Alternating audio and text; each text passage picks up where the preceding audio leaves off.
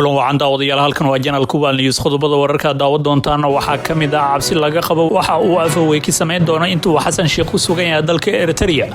dagaalka afka ah ee ka dhaxqarxay madaxweyne Xasan Sheikh iyo Al-Shabaab oo ka daray war cusub oo ka soo baxay hogaamiyaha kooxdaasi iyo faahfaahinno kala duwan oo ka soo baxay dil sargaal sare loogu geystay gudaha magaalada Muqdisho qodobadaad maqasheen waxay ahaayeen kuwii ugu waaweynaa warka Channel Kuban News fadlan daawade hadaad ku cusubtahay channelkan ku soo biro ka mid noqo saaxiibada ila wararka maalinlaha ah ee aanu baahina aragtidiina halkaas noogu reebo muuqaalkan la sii wadaaga asxaabtiina laagtiina wayno muhiim ah tan ku soo dhawaado qodobadaad maqasheen oo faahfaahsan madaxweynaha Soomaaliya Xasan Sheikh Maxamuud oo ku sugan magaalada Asmara ee dalka Eritrea ayaa halkaas shalay waxa uu ka bilaabatay booqasho 4 maalmood qaadan doonto Kuban News ayaa og inuu jeedka ugu weyn ee madaxweynaha uu tagay halka ay tahay xaaladda 5,000 oo askari oo Soomaaliya oo dalkaasi ku sugan uuna kala hadlayo madaxweynaha Asiyaas Afwerki sidii loo soo celin lahaa dhalintaas hase yeeshee waxa la saadaalin karin sida Afwerki uu dhaqmi doono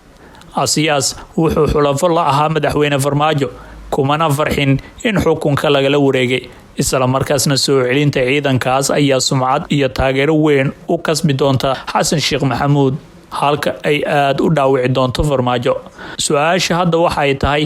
Afwerki ma ka faa'iideysan doonaa socdaalka Xasan Sheikh Maxamuud oo soo celinta ciidankaasi ma ka dhigi doonaa mid uu ku abuuro isku soo dhawaansho isaga iyo madaxweyne Xasan Sheikh mise wuxuu ciyaari doonaa ciyaar siyaasadeed oo adag inkastoo Asiyaas ay ka suurtoodo in uu ciyaar siyaasadeed dheelo haddana agaasimo ku-xigeenkii hore ee Nisa Cabdisalaan Guuleed ayaa qaba in madaxweyne Xasan Sheikh iyo kooxdiisaba ay u diyaarsan yihiin wax kasta oo la yimaado inkastoo aan rumaysanahay in madaxweyne Xasan Sheikh iyo kooxdiisu isku dayaan wax kasta oo ay guul ku soo gaaraan Afwerki wuxuu isku dayi doonaa inuu xadido marin habaabiyo uuna si buuxda u maamulo aragga iyo maqalka madaxweynaha iyo kooxdiisa inta ay ku sugan yihiin Eritrea ayuu ku yiri qoraal uu soo dhigay barta Twitter-ka tariiq xogeenkii hore ee Nisa dhinaca kale Rashid Cabdi oo falanqeeya siyaasadda gobolka kana tirsan hay'adda Sahan Research ayaa sidoo kale aaminsan in safarka madaxweynaha uu laba mid noqon karo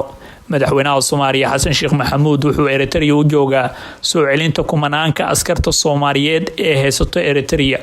ayagoo oo raali ka ahayn soo celin degdeg ah oo lagu sameeyo wiilashan maqan waxay guul degdeg ah u noqon doontaa Xasan Sheikh Afwerki ma muujin doono niyad wanaag oo ma abaalmarin doonaa Xasan Sheikh mise kubad adag ayuu ciyaari doonaa ayuu yiri waxaa jiray warar sheegaya in ciidankaasi ay arrimo dhaqaale u xayiran yihiin iyadoo la sheegayo inay jirto ballanqaad dowladda Qatar hore ugu sameysay xukuumadii hore oo ahaa inay bixin doonto dhaqaalaha ku bixi doono tababarka ciidankaasi kumanaanka gaaraya waana tan keentay in madaxweynuhu ku hormaro Eritrea koor inta uusan aadin dalka Qatar askartaasi ayaa tir ahaan dhan ilaa 5,000 oo askari waxayna dalkaas ku sugan yihiin in ka badan 2 sano wuxuuna madaxweyne Xasan Sheikh hore u ballan qaaday in uu dalka ku soo celin doono Xasan Sheikh Maxamuud ayaa intii uu ka mid ahaa musharaxiinta mucaaradka wuxuu su'aalo badan ka keenay halka ciidankaasi ku dambeeyeen iyo sidii dowladii hore aysan shacabka iyo waalidiinta dhalinyaradaasba ula wadaagin xogta ciidamadaas oo xaaladooda warar kala duwan ay ka soo baxayeen si kastaba booqashada madaxweyne Xasan Sheikh ayaa qaadan doonta muddo 4 maalmood dhinaca kalena dagaalka afka ah ee ka dhaxqarxay madaxweyne Xasan Sheikh iyo Al-Shabaab ayaa meeshii ugu sareysa gaaray war cusubna waxa uu ka soo baxay hogaamiyaha kooxda Al-Shabaab dagaal afka ah ayaa ka dhaxqarxay madaxweynaha Soomaaliya Xasan Sheikh Maxamuud iyo Al-Shabaab kadib eedeyntii uu Xasan Sheikh ka jeediyay dalka Turkiga oo ku saabsaneed in Al-Shabaab lacag u dirto kooxaha argagixisada ee ka jira dalalka Nigeria iyo Mozambique Al-Shabaab ayaa si lama filaan ah jawaab degdeg ah uga bixiyeen arrinkan iyagoona beeniyeen warka ka soo yeeray madaxweyne Xasan Sheikh Maxamuud waxayna ku qaaday weerar shakhsi ah oo ay ku tilmaamayso madaxweynihii ugu liitay iyo ereyo kala weerar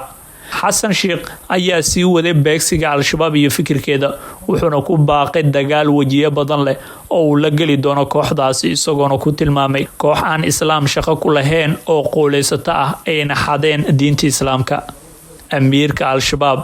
Axmed Diiriye Abu Ubayda ayaa fariintiisii Ciidul Adha si toos ah oo shakhsi ah ugu weeraray madaxweyne Xasan Sheikh Maxamuud isagoo si aan looga baran u adeegsanayo erayo culus taas oo soo shaac bixisay dagaalka culus ee labada dhinac mar kale u dhaxeeya macadka Hiraal ayaa qabay in arrintan ay muujinayso inay si aada madaxda al-shabaab u dhageysanayaan go-aanada dowladda cusub ee ah inay ka hortagto kooxdan iyo sidii ay iskugu diyaarin lahaayeen wajahidda xaalad cusub. kooxda al-shabaab ayaa xilligii dowladii madaxweyne farmaajo lagu sheegay inay heshay xasilooni ay ku kordhiso awoodeeda kuna guuleysato inay lacago badan ka aruursato magaalada muqdisho, taas oo ka dhigtay awood weyn oo ka barbar dhisan dowladda federaalka. dagaalkan cusub ee warbaahinta ee ka dhex socda ayaana salka ku hayeen madaxweynaha cusub ee xasan sheekh ee ka go-an tahay inuu dagaal ku wajaho al-shabaab, taas oo uu ka dhigtay qorshihiisa ugu weyn ee dowladiisa waa sida uu shaaciye. hase yeeshee arrinta ugu culus ee al-shabaab ka careysiisa ayaa kadib markii madaxweynuhu uu soo hadal qaaday in al-shabaab uu bilowgiiba kala dagaalamayo dhanka dhaqaalaha, gaar ahaan goobaha dhaqaalaha uu kasoo galo iyo meelaha iyagu usii gudbiyaan sida dalalka Nigeria iyo Mozambique oo kooxa ka dagaalama ay u diraan lacagaha. waxaana la sheegayaa in al-shabaab waxyaabaha ka careysiiyay arrintaas ugu weyn tahay maadaama ay dhaqaalo badan ka helaan gudaha dalka. waa hagaagii daawadayaal, iminkana waxaanu eegaynaa faahfaahino waxa ay ka soo baxayaan dil sargaal sare loogu geystay magaalada muqdisho. wararka laga helayo qaybo kamid ah muqdisho ayaa tilmaamaya in sargaal ka tirsan ciidanka dowladda lagu dilay degmada Daynile ee magaalada muqdisho. sargaalkan oo kamid ah ciidanka booliska Soomaaliyeed isla markaasna la sheegay inuu ku magacawnaa taliyaha booliska waaxda barwaaqo ee degmada Daynile ayaa u dhintay rasaas uu ku furay askari kamid ah ciidamadiisa oo muran uu soo dhaxgalay. wararka ayaa sheegay in sargaalkan oo magaciisa lagu soo gaabiyay Calas iyo askariga dilka u geystay uu dhaxmaray muran keenay in askarigaas rasaas ooda uga qaado sargaalkan oo goobtaasi ku geeriyooday. askari kale ayaana ku dhaawacmay rasaasta lagu dilay sargaalkan booliska ka tirsanaa, waxaana falkan uu ka mid yahay dhacdooyinka isku dhacyada ah oo ciidamada dowladda ku dhexmara magaalada muqdisho. ciidamada ayaa xiray askariga dilka geystay, waxayna dadka deegaanku sheegeen in sargaalkan la dilay iyo askartiisaba ay in muddo ahba dhibaato ku hayeen dadka deegaanka. si kastaba isku dhacyada ciidamada ayaa caadi ka ah gudaha magaalada muqdisho,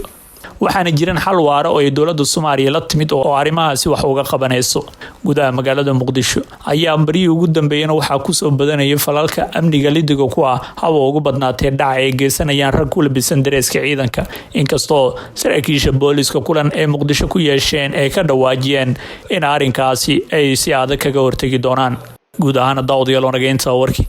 oo aad kala socoteen Hubaal News, fadlan daawada haddana ku cusubtaan nagu soo biro ka mid noqo saaxiibadeela wararka joogtada ah ee aan halkan ku baahino. aragtidiina halka hoose noogu reeba, muuqaalkan la sii wadaaga asxaabtiina, laagtiina waa inoo muhiim. waana ku mahadsantihiin daawashadii la socodka warka janalka Hubaal News.